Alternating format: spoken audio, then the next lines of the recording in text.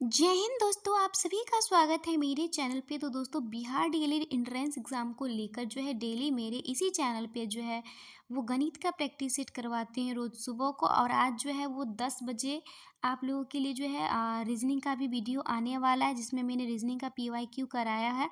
और शाम के जो है 5 बजे जीके जीएस होता है और रात के 10 बजे जो है वो जीके जीएस का लाइव जो है ग्रुप डिस्कशन होता है। तो इतना चीज़ होता है।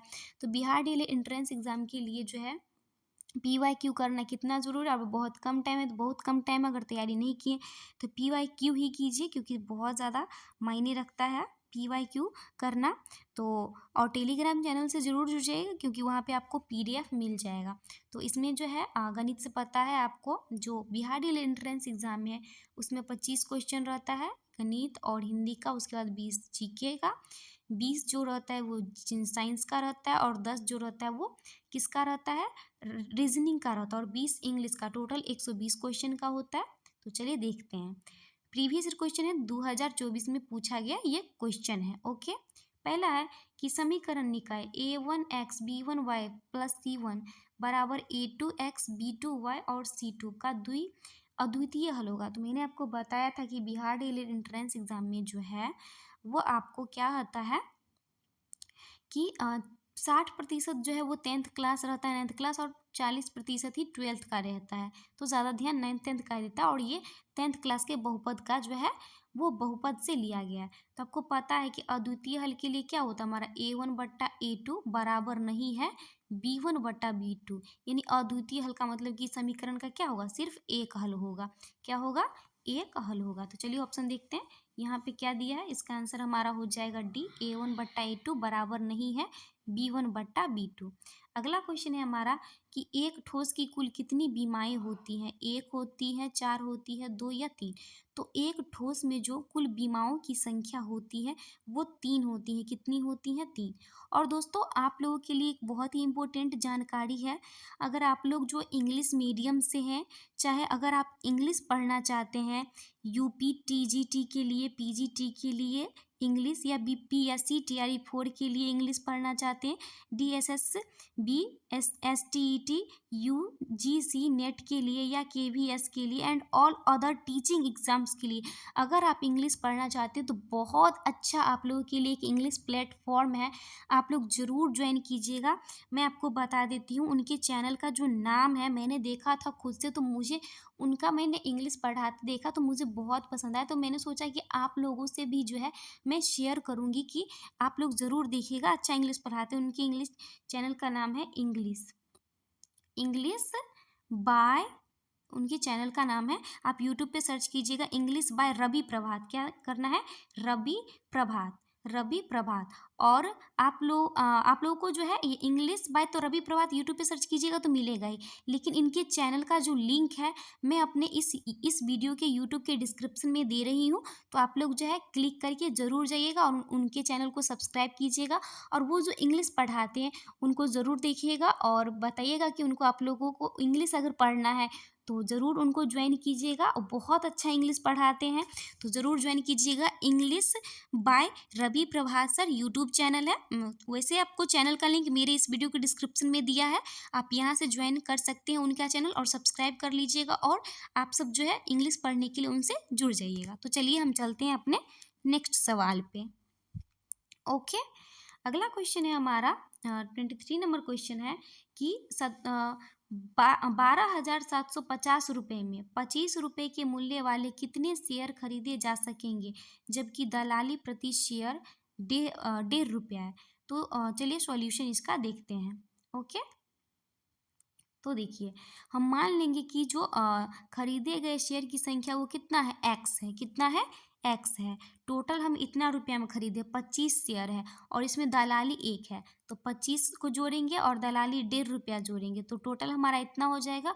और जब इसको सॉल्व कीजिएगा, आपको सॉल्व तो करने आता है, ऐसा नहीं कि जो 12th पास पे हम डीएलएड एंट्रेंस एग्जाम करते हैं और सबको समीकरण तो सॉल्व करने ही आता होगा। और एक्स का मान निकालिएगा तो आपका आंसर जो है वो आपका 500 आ जाएगा। ओके, अगले क्वेश्चन की ओर बढ़ते हैं। यहाँ देखिए, एक आयत के होल के फर्श का आयाम, यानी आयत का क्या होता है, लंबाई और चौड़ाई आती है। यानी लंबाई 4 मीटर, चौड़ाई 3 मीटर है। और हॉल के फर्श को पूरी तरह से 8 सेंटीमीटर और 6 सेंटीमीटर आयताकार वाले टाइलों से बिना छोटे आकार की कितनी टाइलों को तोड़े जाने की आवश्यकता है। मतलब एक देखिए, पहले तो एक आयत है जिसका जो क्षेत्रफल है, लंबाई 4 और चौड़ाई 3 है। तो एक क्षेत्रफल वाले जो आयताकार फर्श है उस पे हमें टाइल्स लगाना है। तो एक बड़ा सा टाइल्स है जो 8 सेंटीमीटर 6 सेंटीमीटर से है। तो बोल रहा है कि कितनी टाइल्स की आवश्यकता है अगर उसको हम लगाएंगे। तो सबसे पहले हम तो पूरा आयताकार फर्श का क्षेत्रफल निकाल ले। तो ये सेंटीमीटर में देते, इसको भी सेंटीमीटर में बदलेंगे। तो क्या होता है हमारा लंबाई गुने चौड़ाई। क्या होता है, लंबाई गुने चौड़ाई होता है। तो हमारा देखिए, यहाँ पे 4 मीटर लंबाई है तो सेंटीमीटर में बदलेंगे तो 400 हो जाएगा, और 3 को सेंटीमीटर में बदलेंगे 300 हो जाएगा। तो इसका क्षेत्रफल हो जाएगा हमारा, आयताकार हॉल के फर्श का क्षेत्रफल हो जाएगा 400 गुने 300 बट्टा हम 8 गुने 6 से, यानी कि जो छोटे टाइल्स बिछाएंगे उसके हम क्षेत्रफल से भाग देंगे। तो टाइल्स की संख्या आ जाएगा 2500, यानी कि option B is the correct answer हो जाएगा। अगला क्वेश्चन है हमारा, और ये जो है आपको परिमेय से थ्योरम से क्वेश्चन है कि यदि एस एक त्रिभुज पी क्यू आर, देखिए पी क्यू आर की भुजा पी क्यू, टोटल भुजा क्या हो गया पी क्यू, पर एक बिंदु इस प्रकार, पी क्यू पर एक बिंदु इस प्रकार है कि पी एस बराबर क्यू एस बराबर आर एस है। क्या है, आर एस है। ये दोनों बड़ा भुजा बराबर है और छोटा भुजा बराबर है। तो पूछ रहा है कि इसमें से क्या सही होगा। तो ये हमारा पैथागोरस प्रमेय, तो इसमें ज़्यादा दिमाग नहीं लगाना, 10th क्लास में पढ़े होंगे। इसका जो हमारा आंसर हो जाएगा, देखिए पी आर का स्क्वायर क्या हो जाएगा, ये पी आर का स्क्वायर, पी आर का स्क्वायर दोनों छोटी भुजा का स्क्वायर प्लस बराबर पी क्यू का। देखिए लंब बराबर क्या होता है, कर्ण स्क्वायर जो आधार स्क्वायर होता है, तो पी क्यू हमारा लंब हो गया, तो पी क्यू स्क्वायर बराबर क्या हो जाएगा पी आर स्क्वायर। तो P R square plus Q R square, तो option B is the correct answer हो जाएगा। ज़्यादा दिमाग नहीं लगाना है, इसका सॉल्यूशन देखेंगे तो आपका दिमाग खराब हो जाएगा।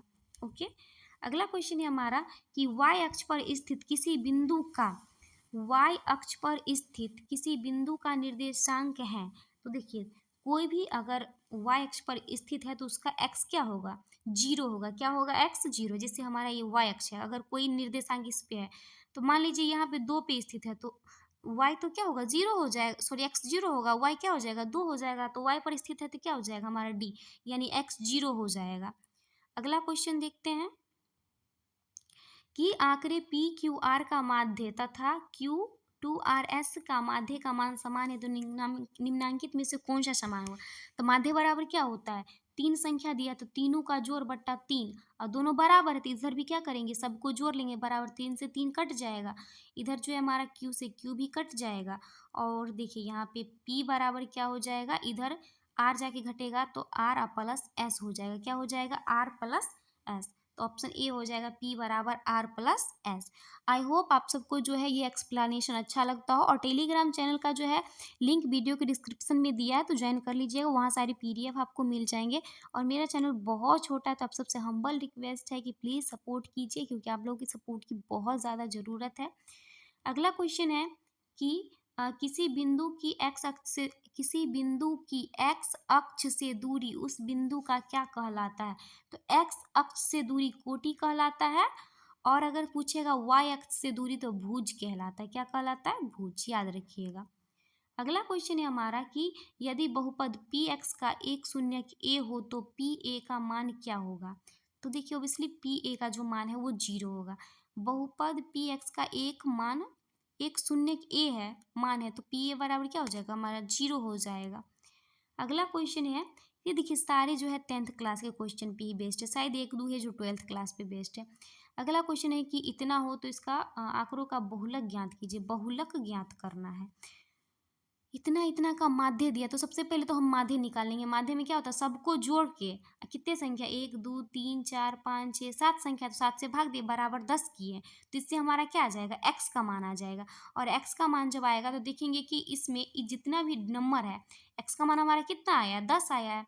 तो देखेंगे 10 दो बार आया, तो इसीलिए हमारा 10, इसका आंसर क्या हो जाएगा, बहुलक। यानी बहुलक जो सबसे अधिक बार आता है उसे वही क्या कहलाता है, बहुलक कहलाता है। आई होप आप लोगों को ये एक्सप्लेनेशन जो है वो अच्छा लगता होगा। अगला क्वेश्चन है हमारा कि sine 45 plus theta minus cos 45 minus theta किसके बराबर है? तो देखिए sine 45 plus theta minus cos 45 minus theta है, इसको हम कोस को लिख सकते हैं 90 माइनस ये, इसके लिए तो 45 माइनस थीटा ही, इसको हम थीटा पूरा को थीटा मान लेते हैं, तो क्या हो जाएगा 90 माइनस थीटा, तो क्या हो जाता है 90 minus theta sine theta cut गया, तो ये हमारा क्या हो गया 0, आंसर बी हो जाएगा करेक्ट आंसर।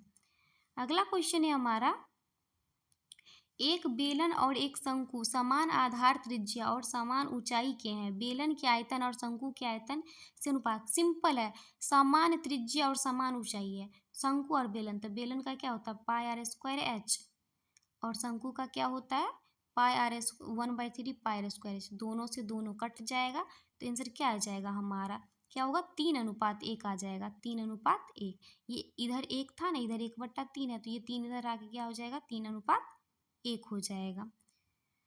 अगला क्वेश्चन देखते हैं, निम्नलिखित में कौन शांत दशमलव परिवर्तनशील है, तो मैंने कल भी बताया था कि ये एक तो होता है भाग देंगे दशमलव, भाग देकर देखेंगे कि किसका दशमलव प्रशांत सार होता है, तो ऐसा काम हमें बेवकूफ़ी वाला नहीं करना है, नीचे वाली संख्या को देखेंगे और नीचे वाली संख्या का जिसका भी खंड 2 और 5 आएगा वो शांत होगा, बाकी सब अशांत होगा, तो 15 का खंड करेंगे तो 3 पंचे 15, 3 आ गया तो ये अशांत होगा, 7 तो अशांत है, 22 भी 2 गुने 11 तो 2 के अलावा 11 गया, लेकिन हमको 2 और सिर्फ 5 दिखाइए, या तो सिर्फ 5 होना चाहिए या तो सिर्फ 2 होना चाहिए, या 2 और 5 दोनों, और 8 का खंड करेंगे तो 2 का पावर 3, या यही हमारा क्या हो जाएगा शांत हो जाएगा। अगला क्वेश्चन देखते हैं, देखिए लेकिन यहाँ पे दिखाया है दशमलव विधि द्वारा, जो हमें नहीं करना है। ये भी देखिए सारे 10th क्लास का, आप 10th क्लास अच्छा सभी भी मौका है, 15 दिन टाइम बचा है, कम से कम देखिए सबसे ज़्यादा किससे बहुपद से आता है, त्रिकोणमिति से आता है, त्रिकोणमिति उतना नहीं भी देखिएगा तो चलेगा, लेकिन बहुपद देख लीजिएगा, और आप लोग जो 10th क्लास का निर्देशांक ज्यामिति माध्य माध्यिका ये सब थोड़ा देख लीजिएगा। ओके, माध्य माध्यिका में भी 10th क्लास का हाई लेवल होता है, इसमें लो लेवल ही पूछा जा रहा है।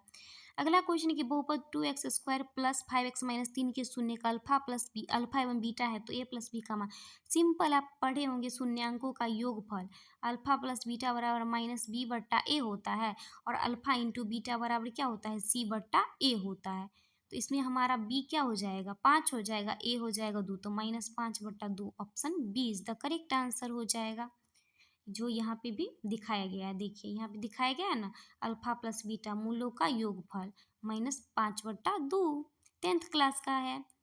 अगला क्वेश्चन देखते हैं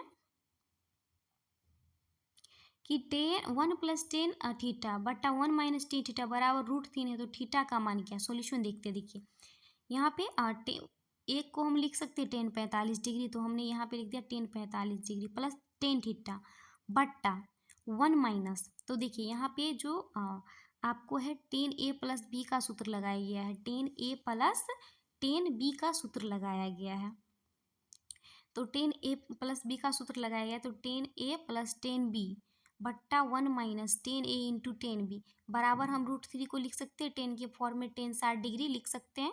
उसके बाद जो है देखिए यहाँ पे इस पूरा फॉर्मूला को हम लिख सकते हैं 10a + b, ये 12th क्लास के लेवल पे थोड़ा चला जाता है, इसीलिए अगर आप 12th क्लास में मैथ रखे होंगे तो आपको समझ में आएगा, आई होप आपको समझ में नहीं आएगा। तो 10a + b बराबर 10 60, तो 10 से 10 हमारा कट जाएगा, ये बच जाएगा थीटा बराबर 60 - 45, तो हमारा 15 आंसर आ जाएगा। ओके, अगला क्वेश्चन देखते हैं 37 नंबर क्वेश्चन, बहुत सिंपल क्वेश्चन है कि a इंटू बी बराबर लॉसो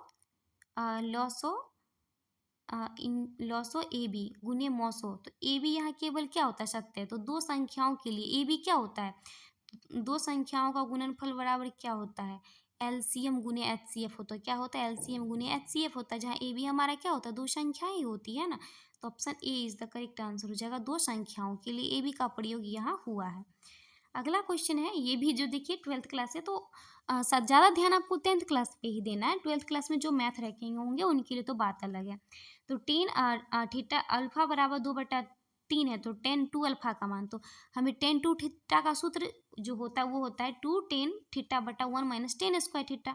यहाँ पर देखिए 2 गुने 10 अल्फा का मान 2/3 बटा 1 - 2/3 का स्क्वायर, और जब इस सबको सॉल्व कीजिएगा तो आपका आंसर कितना आ जाएगा 12 बट्टा कितना आ जाएगा 5 आ जाएगा। कितना आ जाएगा? 12/5। Option B is the correct answer हो जाएगा। अगला क्वेश्चन देखते हैं 39 नंबर क्वेश्चन। 39 नंबर क्वेश्चन की प्रथम एन विषम प्राकृतिक संख्या का माध्य है। तो देखिए सबसे पहले माध्य वाला सूत्र क्या होता है? सभी का योग, योग बट्टा ये न होता है संख्या, कितना संख्या है। तो सबसे पहले यहाँ पे विषम प्राकृतिक संख्या है, तो विषम संख्या का योग क्या होता है? एन स्क्वायर होता है। और सम संख्या क्या होता है? N into N plus one, but ये न होता है N into N plus one सम संख्या का होता है। और विषम का एन स्क्वायर होता है। तो विषम संख्या का पहले योग क्या होगा? एन स्क्वायर होगा। और उसका माध्य निकालने के लिए हम क्या करेंगे? एन से भाग देंगे, यानी संख्या से, तो एक एन से एक एन कट ही जाएगा, तो इसका आंसर हमारा क्या होगा? एन। अगर पूछता सभी प्राकृतिक संख्याओं का योग, तो एन स्क्वायर होता, माध्य पूछा है तो एन होगा, ऑप्शन डी। अगला क्वेश्चन है कि निम्न में कौन परिमेय संख्या? तो वैसी संख्या जिसे जो है पी बट्टा क्यू के रूप में लिख सकते हैं। तो पाई अपरिमेय है, √7 अपरिमेय है, ये भी हमारा इसका जो वर्गमूल नहीं निकलेगा, बच गया ये, तो 4/5 है, ये होगा हमारा परिमेय संख्या। Option A is the correct answer हो जाएगा। अगला क्वेश्चन है हमारा कि किसी त्रिभुज के एक कोण का माप 70 हो तो शेष दोनों कोणों की माप होगा। ये कितना सिंपल है, तीनों कोणों का मान 180 होता है ना, तो एक कोण दिया तो दोनों कोणों का निकाल लेंगे, कितना 110 डिग्री आएगा, इसमें से घटाएंगे हम तो। अगला क्वेश्चन है कि एक व्यक्ति 10 रुपये वाले शेयरों में से 1500 रुपये पूंजी लगाता है। जब उसका मूल्य, जो शेयर का मूल्य है वो इतना हो जाता है तो वो उसे बेच देता, उसका लाभ कितना होगा? तो सबसे पहले देखिए, कोई व्यक्ति जो है 10 रुपये वाला शेयर जो है कितने में खरीदता है? 1500 रुपया में खरीदता है। तो उसका शेयर का संख्या कितना हो जाएगा? 1500/10 करेंगे 150 हो जाएगा। अब जो दाम जो है शेयर का बढ़ के हो गया 12.30 रुपया, तो 150 में जो है 12.30 से हम क्या करेंगे? चलो मैं ड्रॉ नहीं करती हूँ, आपको इसी में दिखा देती हूँ। 12.30 से गुना करेंगे तो हमारा कितना आएगा? 1845। और उसमें से हम 1500 घटाएंगे क्योंकि हमसे लाभ पूछा है ना, तो इसमें हमारा पूंजी कितना था? 1500 था, तो हमें 345 रुपये का कितना हो गया? लाभ हो गया। अगला क्वेश्चन देखते हैं कि द्विघात बहुपद ज्ञात करें जिसके शून्यक 2 और 4। शून्यक मतलब जानते हैं? 2 हल। क्या है? 2 हल होता है। तो जो हल होता है, यानी 2 हल होता है। पहला हल होता है अल्फा प्लस बीटा, और दूसरा हल होता है, यानी अल्फा प्लस बीटा बराबर हमारा यहाँ 2 दिया है, और अल्फा इंटू बीटा बराबर हमें दिया है 4। यानी ये हो गया शून्यांकों का योगफल और ये हो गया शून्यांकों का गुणनफल, जो कि यहाँ देखिए फॉर्मूला होता है द्विघात समीकरण लिखने का, x² माइनस मूलों का योग इंटू एक्स प्लस मूलों का गुणनफल। तो हमें यहाँ पे देखिए मूलों का योगफल गुणनफल दोनों दिया हुआ है। सारा 10th क्लास का बहुपद तो कम से कम आप लोग पढ़ लीजिएगा।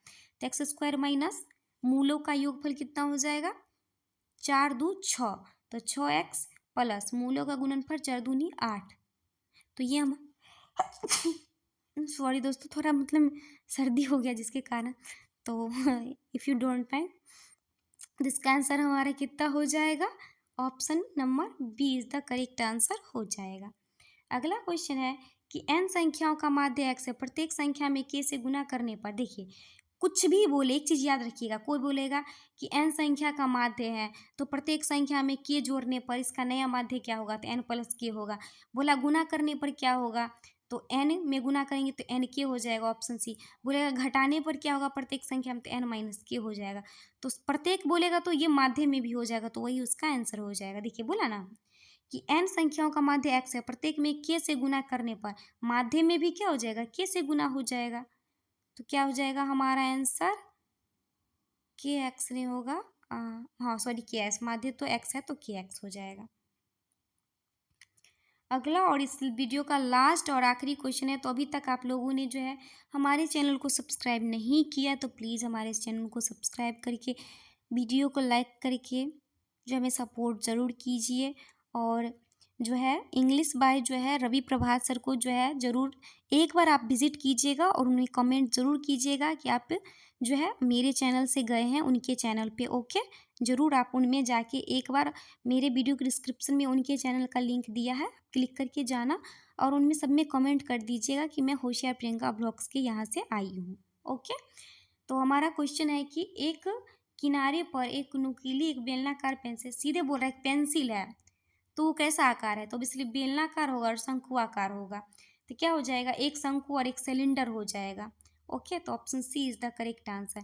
आई होप आपको ये वीडियो पसंद आया हो। तो पसंद आए तो प्लीज़, ये कितना बार कहूँ, बस आप लोग शेयर कीजिए, सपोर्ट कीजिए एंड धन्यवाद। Thanks for watching the video.